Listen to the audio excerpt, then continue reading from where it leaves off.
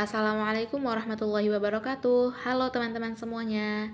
Di sini kami dari kelompok yang bernama kelompok Ciwi-Ciwi yang beranggotakan 3 orang, yaitu saya sendiri Anggi Fakirah dengan NPM 057, Heni Zahratun Nisa dengan NPM 044, dan Zahwa Amalia Sabrina dengan NPM 035. Di sini kami akan membahas tentang permintaan input, pasar tenaga kerja, tanah, dan yang terakhir kesimpulan.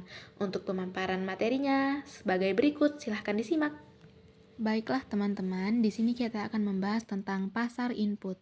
Pasar input adalah pasar yang menyediakan berbagai faktor produksi seperti tenaga kerja, modal, tanah, dan sumber daya lain yang dibutuhkan oleh perusahaan untuk menghasilkan barang dan jasa. Dalam pasar ini, perusahaan adalah pihak yang meminta, yang biasa kita sebut sebagai demand.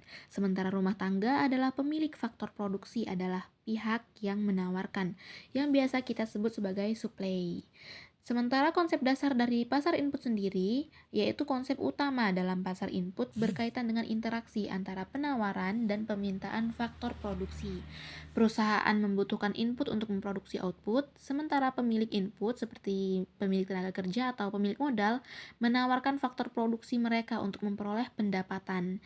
Harga input sendiri seperti upah, sewa, atau bunga terbentuk dari keseimbangan antara penawaran dan permintaan dalam pasar ini. Nah, di dalam pasar input ada dua pembahasan, yaitu permintaan atas input dan produk pendapatan marginal. Permintaan atas input adalah permintaan yang ditentukan oleh kebutuhan perusahaan dalam proses produksi. Permintaan ini disebut sebagai derived demand, yaitu permintaan turunan karena kebutuhan akan input dipengaruhi oleh permintaan produk akhir yang dihasilkan oleh perusahaan. Jika permintaan terhadap produk meningkat, maka perusahaan cenderung meningkatkan permintaan terhadap input produksi untuk memenuhi kebutuhan tersebut. Dan kemudian ada yang namanya produk pendapatan marginal atau yang biasa disebut sebagai marginal revenue product atau MRP. Produk pendapatan marginal adalah tambahan pendapatan yang diperoleh perusahaan ketika menambah satu unit input tertentu dalam proses produksinya, sementara input lain dianggap tetap.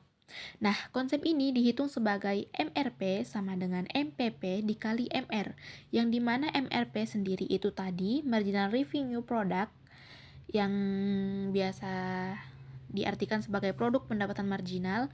MPP adalah marginal physical product yang biasa diartikan tambahan output yang dihasilkan dari tambahan satu unit input, dan MR yaitu marginal revenue yang berarti pendapatan tambahan yang diperoleh dari setiap unit output tambahan. MRP ini penting teman-teman bagi perusahaan untuk menentukan seberapa banyak sih input yang seharusnya digunakan. Jika MRP lebih besar daripada harga input, perusahaan akan mendapat keuntungan tambahan dengan menambah input itu. Sebaliknya, jika MRP lebih rendah daripada harga input, maka penggunaan input tersebut akan berkurang untuk menghindari kerugian. Di sini saya akan menjelaskan mengenai pasar tenaga kerja. Pasar tenaga kerja adalah tempat di mana pencari kerja atau pelamar dan pemberi kerja atau perusahaan bertemu untuk melakukan transaksi jual beli tenaga kerja atau lowongan pekerjaan. Dapat dibayangkan seperti pasar tradisional, tetapi yang diperjualbelikan bukan barang fisik, melainkan kemampuan dan waktu seseorang untuk bekerja. Bagaimana proses terjadinya pasar tenaga kerja ini? Yaitu yang pertama, orang-orang yang sedang mencari pekerjaan atau pelamar akan menawarkan keahlian, pengalaman, dan waktu mereka kepada perusahaan. Lalu, perusahaan ini akan mencari orang-orang atau pelamar yang memiliki kualifikasi dan standar yang sesuai untuk mengisi posisi yang kosong di perusahaan mereka. Adapun faktor-faktor yang mempengaruhi pasar tenaga kerja, yaitu yang pertama ada pertumbuhan ekonomi. Ketika ekonomi sedang tumbuh, biasanya permintaan tenaga kerja juga akan meningkat. Lalu ada teknologi. Perkembangan teknologi ini bisa menciptakan lapangan kerja baru, tetapi juga bisa membuat beberapa pekerjaan menjadi hilang. Yang ketiga ada kebijakan pemerintah. Kebijakan pemerintah ini seperti upah minimum, peraturan ketenaga kerjaan, dan insentif untuk menciptakan lapangan kerja juga sangat berpengaruh. Yang keempat ada kondisi global. Kondisi global ini seperti pandemi, perang, atau krisis ekonomi bisa berdampak besar pada pasar tenaga kerja. Contohnya itu seperti pandemi COVID kemarin, itu sangat-sangat berpengaruh kepada pasar tenaga kerja. Lalu ada indikator pasar tenaga kerja. Untuk mengukur kondisi pasar tenaga kerja ini, biasanya kita gunakan beberapa indikator, seperti tingkat pengangguran. Tingkat pengangguran ini ialah persentase penduduk usia produktif yang sedang mencari pekerjaan, tetapi belum juga mendapatkan pekerjaan yang sesuai dengan passion mereka. Lalu ada tingkat partisipasi angkatan kerja. Ini adalah persentase penduduk usia produktif yang aktif mencari pekerjaan atau bisa juga dia sudah bekerja. Lalu ada upah rata-rata. Ini adalah rata-rata pendapatan yang diterima oleh para pekerja yang sedang bekerja saat ini. Baiklah, di sini saya akan menjelaskan materi mengenai tanah. Dalam ekonomi mikro, tanah adalah salah satu dari 4 faktor produksi utama selain tenaga kerja, modal, dan kewirausahaan.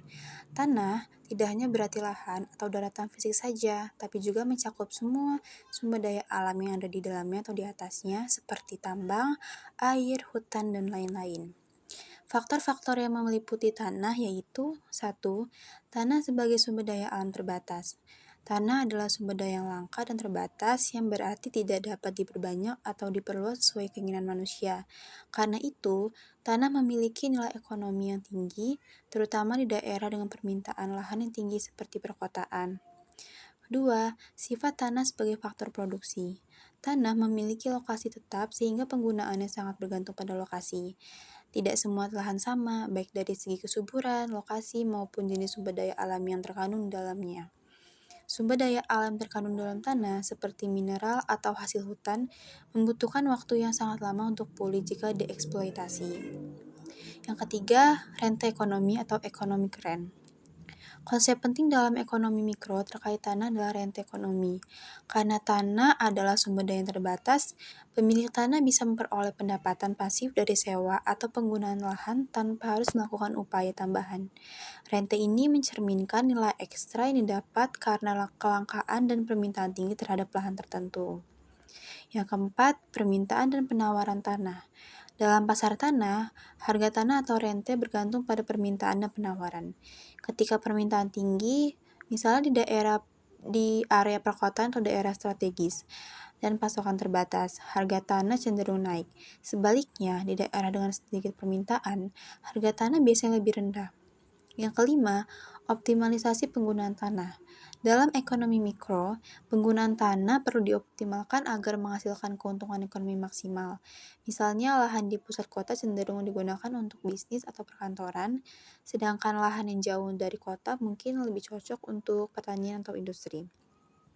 Secara keseluruhan, tanah dalam ekonomi mikro dipelajari dari segi bagaimana sumber daya ini bisa digunakan secara efisien dan bagaimana perubahannya dalam pasar tanah dapat mempengaruhi keputusan individu dan bisnis. Kesimpulan dari presentasi kami ialah dalam ekonomi mikro, permintaan input seperti tenaga kerja, modal, dan tanah muncul karena produsen membutuhkan berbagai faktor untuk memproduksi barang atau jasa.